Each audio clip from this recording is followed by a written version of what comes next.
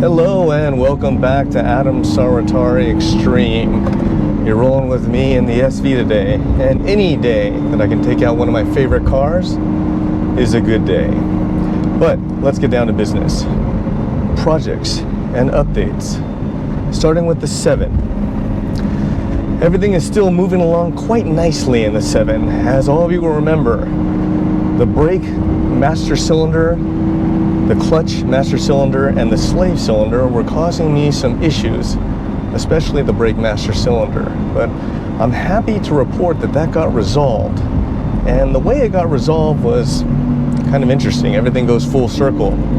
But if you remember, what I had originally done was I had hoped to put a new master cylinder in the car so it would last as long as possible. But after trying 6 different master cylinders without any success, Abel thinking he had some there at the shop and was not able to find anything good, and one of our viewers actually thought he had one, but unfortunately he had sold his as well.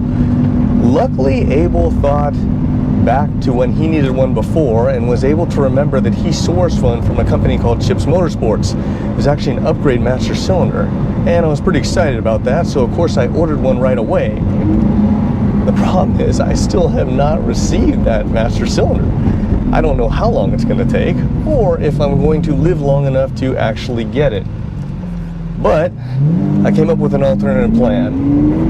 And as many of you know who work on cars and order a lot of parts from different companies, they'll tell you several times that it's coming and you just wait patiently, and then all of a sudden it's been quite some time and you still don't have your part. So I decided to pull the master cylinder and let my good friend Gary Tireman take a look at it. Now, he is basically my go-to guy for brakes, alignment, tires, and wheels. He was pretty much born in the shop. So he's very knowledgeable and took a look at everything, and he actually thought that everything was going to be in a lot worse shape than it actually was. He was surprised. So according to him, he does not like to hone aluminum master cylinders. So that made things very limited. What he decided to do was he used actually a round Scotch-Brite ball in the fine mesh as possible, and he turned it by hand, and that allowed him to just barely clean up the bore, and he felt that he could rebuild everything with a rebuild kit. And luckily he found one at Rock Auto, amazingly enough, and I believe it was only like $70. The strange thing is that I ordered several master cylinders from Rock Auto that didn't work. So I was able to get that overnight and everything was set. He was able to rebuild it and problem solved. So the brake master cylinder has been replaced, and actually I'm using my original one that's been rebuilt. The clutch master cylinder was fairly easy to source, so for all of you that are looking, just any parts house has it, it seems like.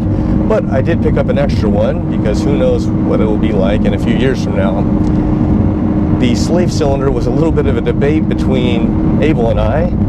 By accident, I did not give him a good enough picture, and he told me to use the Turbo 2 slave cylinder. When it did not fit, I had to open everything up better and take a nicer picture, and he was able to identify that it was actually the naturally aspirated slave cylinder. Problem solved.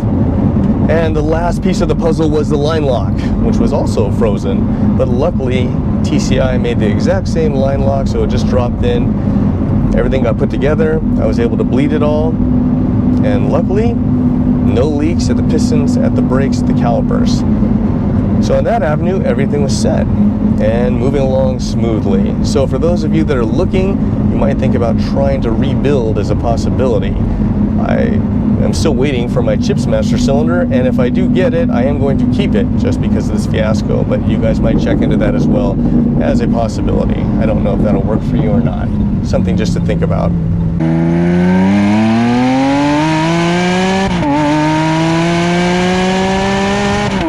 Anytime a turbo car has been sitting for any amount of time, if possible, it's always good to check the wastegates. I've seen many cars that have had catastrophic engine damage because the wastegates get stuck. Even on regular cars, if you can get in there and make sure that the wastegate is free, it is much to your advantage in the long run. In the 7, I ran a Greddy wastegate. Now on the X, I run Tile Sport wastegates. If you have the means and you're serious about racing, tile sport's the way to go. The Greddy stuff is really good for the street and everything, but for actual full-out racing, companies that specialize like Tile Sport are gonna give you the best stuff. So we're gonna just work this out past the downpipe. There's a very tight fit, but we'll see if we can get it by. There it is. Just slide her down.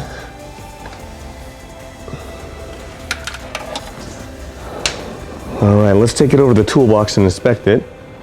Okay, so here we have the Greddy external wastegate. For those of you that are all new to this, I'll just do a quick rundown of how the wastegate works, and maybe you can apply it to your project. So the bottom line is that the turbo does not have a wastegate like most cars that you buy turbocharged have. This is why it's called external. The others are built into the turbo.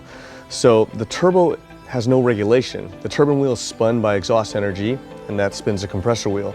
So the only real way to adjust it on this car is venting exhaust energy. That way you slow down the turbine wheel, which in effect slows down the compressor wheel and adjusts your boost. So we have the two lines coming with the pressure. This line on the bottom side of the wastegate is constant pressure. On the top side, it has pressure, but there's a valve. That way, if you think about it in equilibrium, the pressure coming from both sides, all that would matter is there's a spring in here and the valve itself. The valve retracts, exhaust energy exits and leaves. That, of course, slows down the turbo and allows you to adjust your boost. If we slowly clamp down on this side, the pressure overrides because it's coming from the bottom side and will override the spring, opening the valve, and that'll bleed off your energy. So we can just take a quick look here. We know we have no pressure, obvious, in the top side. We're gonna hook it up to the bottom, okay? And these are quite simple, not very pricey. You can use a Mighty Vacuum for pressure. So theoretically, we can get this probably up to 15 pounds, and we should see that valve start to open up, okay? And we have nothing. So you can see there's quite a bit of corrosion and everything in there. That's what I was talking about when you leave it for a long period of time. So the next thing we should do is take the dump pipe off and take a look inside at the valve, at the stem itself. So one thing to always remember is try and remember to mark your parts. Don't be like me and sometimes I forget, and then I have to spend more time trying to figure out exactly where to index everything. So let's pull the dump pipe off and look inside.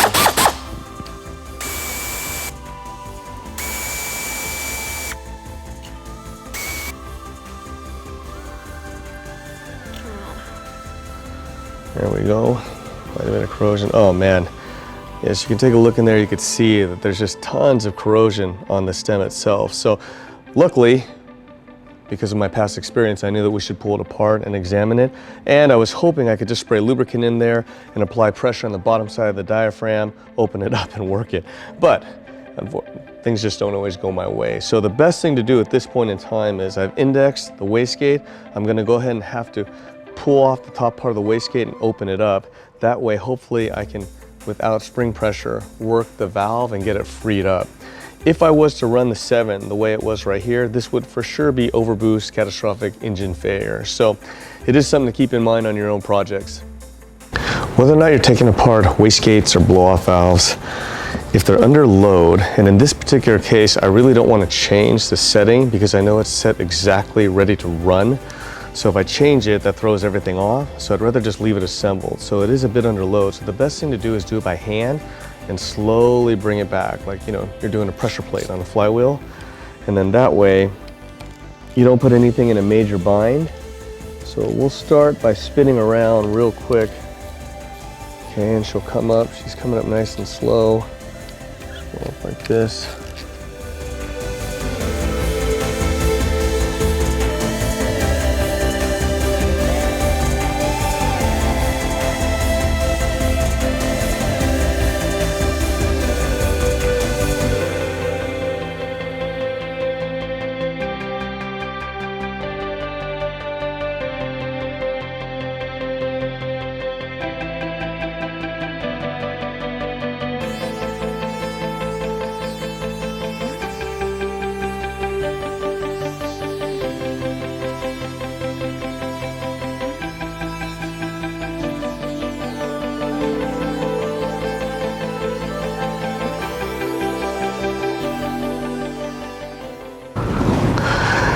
Always good to keep some pressure on. So, came off, everything looks good. Definitely under a pretty decent amount of load there. Okay, so we can take a look here. Hats off. We'll have to collect some of the hardware. Decided to vacate the premises. You can see here, the spring. There's your adjusting screw right here. It uses a bearing to hold down, keep the pressure down. We set this aside, okay? And then right here, that's the diaphragm that we were talking about. But you can see it's just stuck. So what I'll do is I'll give it a light tap here and see if I can get it to move. And it's barely moving. So now what I'm gonna do is I'm gonna spray some lubricant in there. And you can see on this side, it's a flat surface. I can lightly tap on that plastic hammer. Okay. I'll spray this in there. And what I'm gonna do is I'm gonna keep working this back and forth, trying to free the valve. It is moving right now. Oh yes, looks like we're in good shape there. It's definitely freeing up pretty good. Just use plenty of lubricant in there.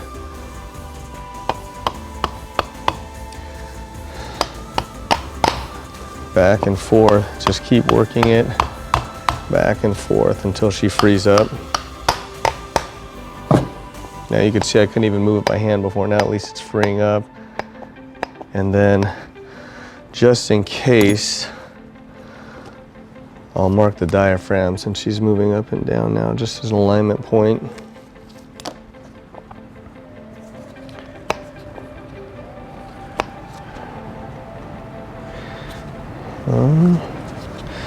There we go.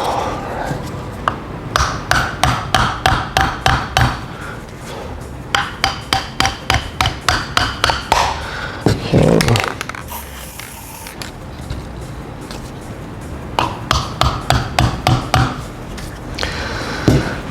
And I can see right there, that's the distance we have that the valve is now open. That's quite a bit because of the size of the wastegate. I mean, that's a lot of exhaust energy we can vent. But since we're in here anyway, the best thing is to try and free the thing almost completely. What we can see at the bottom, the base of the valve stem is actually wider. So I'm pretty sure that we are getting close to where we need to be. So getting a caliper or micrometer in there would be almost impossible, but visually you can definitely see that it's getting wider, and we know that the shaft right there probably is getting close to bottoming out, so I don't want to force it anymore. We know we have a tremendous amount of movement right there that we're venting. So once you get it free, a pretty good point like that, the best thing to do is use some Never Seas. The aerosol is the best. The reason why is the paste is really thick and it can actually drag on there. So by function, it won't seize, but it can actually slow it down quite a bit. So the aerosol is lighter and it works good, just like that, to work it in there. And now you can really see with that in there, the wastegate's moving quite nicely. Everyone has their own way of working on these things, and you should just do it the way that works for you. However, for me, you saw when I pulled it apart that the diaphragm was dry. I like to use Never Seas on both sides of the diaphragm just to allow it to move. The other thing is the amount of heat that goes through these wastegates is just insane. And a lot of you that worked on these know that every so often you get screwed and it's basically stuck and you're trying to pull it and you tear the diaphragm and then you're screwed. Especially if it's a weekend and you can't get parts shipped overnight, then you're kind of dead in the water. So you want to inspect the diaphragm to see if there's any cracking or anything. If it has any weather cracks or anything from the heat, then definitely you would want to replace. Don't take any chances. Okay, so now with this all lubricated, we're ready to go ahead and start assembling again. Put the spring there, seat, and again, we have our mark for orientation. And the lid will go down here, and I'll have to apply pressure to start the screws. I needed a second set of hands, so basically what I did is I put my body weight on top of it, and that allowed my dad to go ahead and start the screws. Now, of course, there are two other ways. One is you could back off the set screw, which would relieve some of the spring pressure, but it's still a bit of a fight, or you could put it in on the press. But since I had extra help, it's just faster just to do it real quick on the floor, throw a block of wood underneath, push down on it, and start the screws. Once they're all started, the same thing. The best thing is just to go down evenly, back and forth, a few turns on one side, and then just work your way around. Don't be in any major hurry. You'll feel the tension come down, and as you're coming down, what you want to just keep an eye on is the diaphragm itself. If you see any buckling or something moving, then something is definitely wrong and you want to readjust. Make sure you don't get caught on that.